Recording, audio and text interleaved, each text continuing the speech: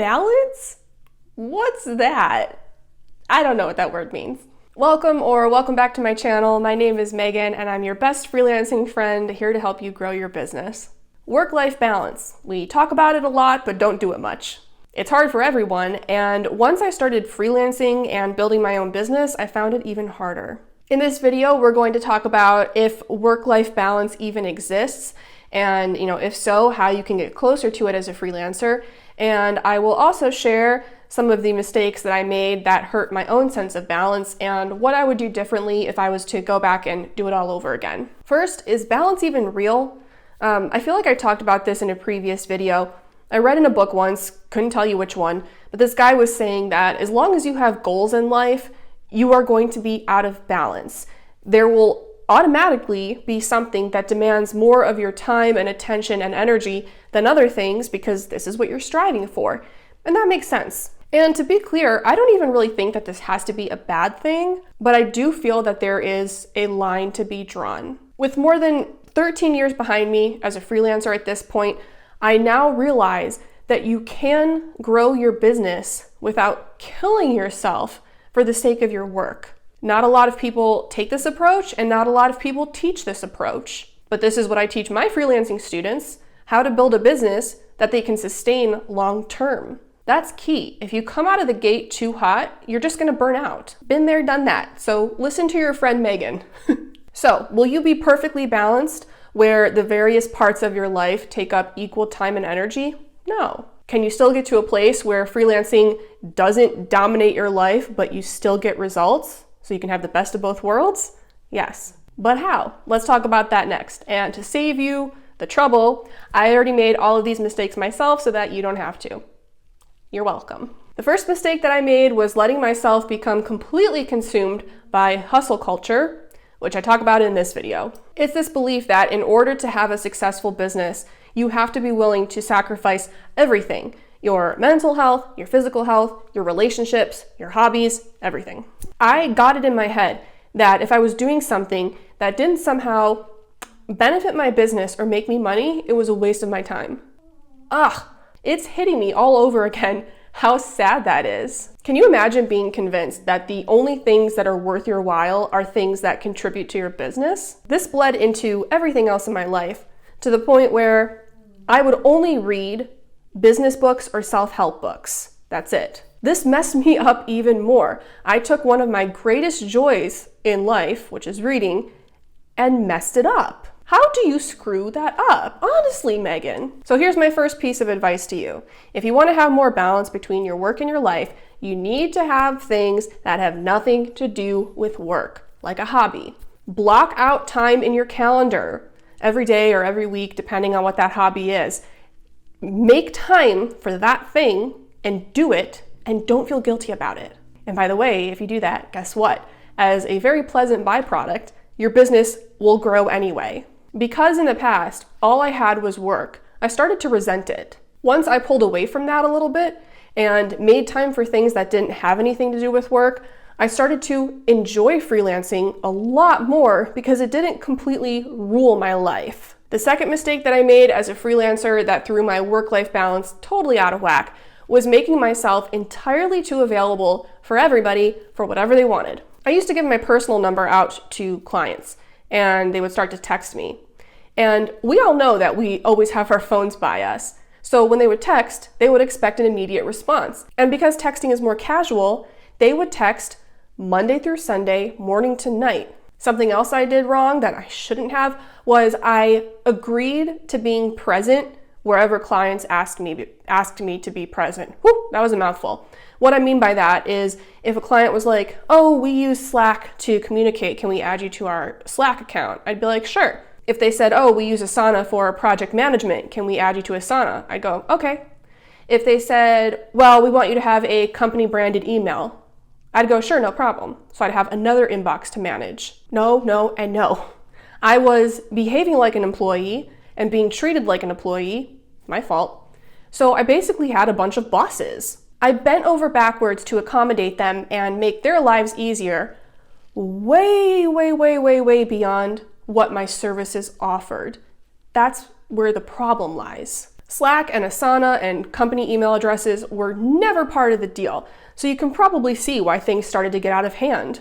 I finally learned my lesson. It took entirely too long, but I learned, and now when a client requests something like this, the answer is a professional, polite, but firm no. And that's okay. And I have never been fired by a client for this. Was it awkward at first? You bet, because the people pleaser in me was like, okay, gotta do whatever they want. But this had to change. I had to fight through the discomfort, so I did, and I eliminated that problem. Imagine that. The third mistake I made kind of goes along with the previous one, but I allowed scope creep to settle in.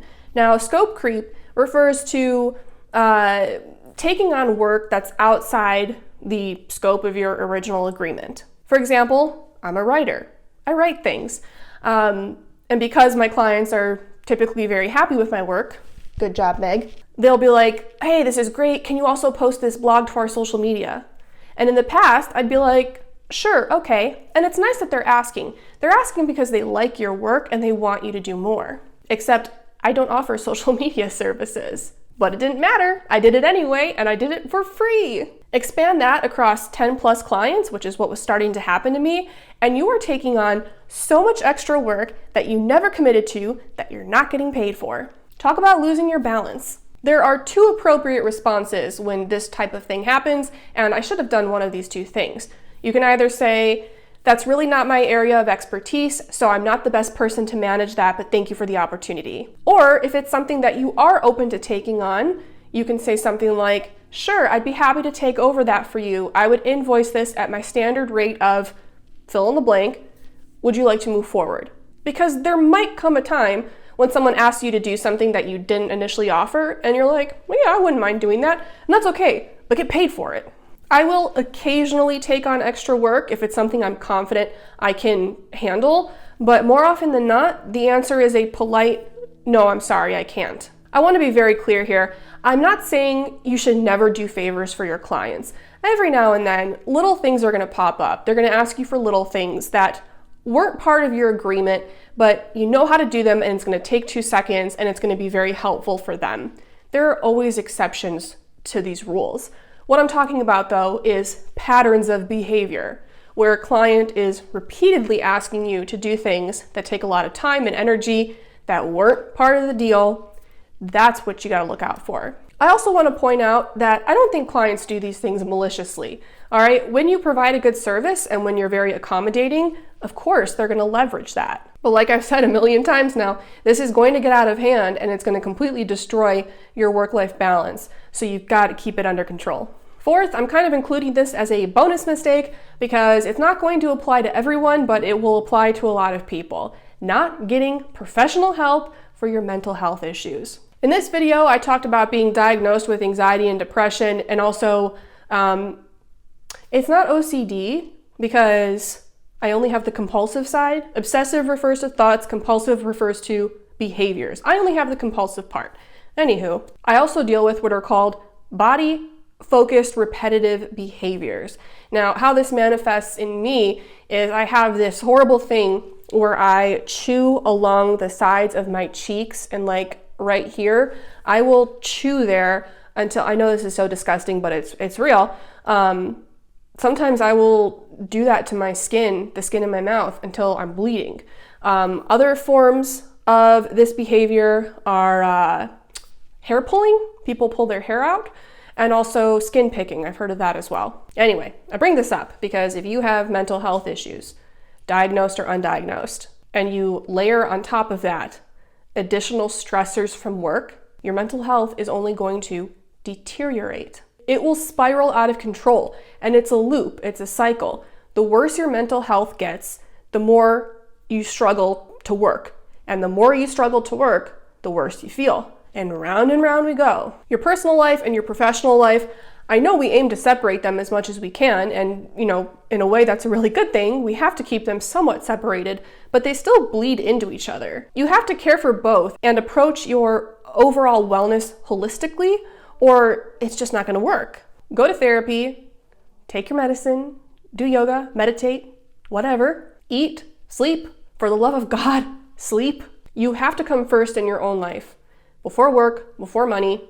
This is the only way it can work. I don't think we'll ever be perfectly balanced, like perfectly. I just don't think that exists. And yes, you will have some days where you're way out of whack, like days where you have to work late or maybe a weekend here or there where you have to work. That happens. But generally speaking, I 100% believe that completely disregarding balance for the sake of making money as a freelancer is unnecessary. Also, if you try to do that, you're gonna have a really hard time maintaining that long term because it's not sustainable. This is why I'm always telling my students, don't fall victim to the concept of hustle culture. You can't sustain that. Something else I want to point out, a lot of people, myself included, we have this death grip on our businesses because we're terrified that if we look away for a minute, if we, take our eyes off our business and go for a walk or go read a book or go to a movie, what if something terrible happens? I was so good, and I still do it a little bit. I take this tiny thing and I find ways that it could just explode and ruin everything. I've been doing this long enough that I feel confident in saying stuff like that, stuff that's like for real, very serious, very urgent, it doesn't happen that often. The odds of something terrible and earth-shattering happening to your business are slim to none.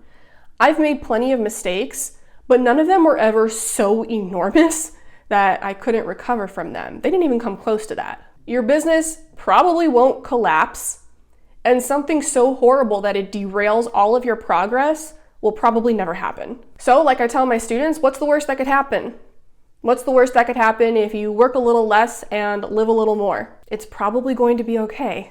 Today, my mindset is, how can I make the most amount of money working as little as possible? And it's funny, I said on Instagram the other day that, in the past, if this thought had popped up in my mind, I would have been absolutely horrified by it because to me, it sounds incredibly lazy. But now I'm like, this is brilliant. I don't want to work a ton. I love working, don't get me wrong. It brings me a sense of fulfillment and purpose, but I'm not obsessed with it like I used to be. And I think that really hit me when I realized that outside of my job, outside of work and making money, I felt like I had no worth as a human being.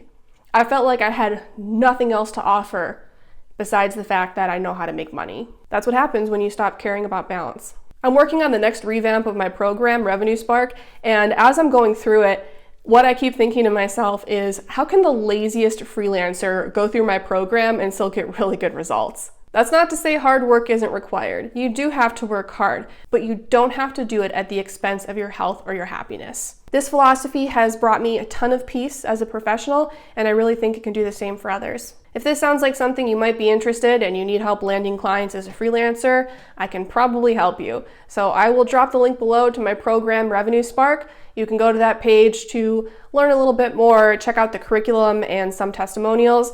And if you think you might be interested, just book a call to speak with me. Drop me a comment and let me know what you thought about this video. And if you're still hanging around, hopefully that means you like it. So I would be very grateful if you could give it a thumbs up. And if you haven't already, subscribe to my channel so you never miss any new content, and I'll see you in the next video.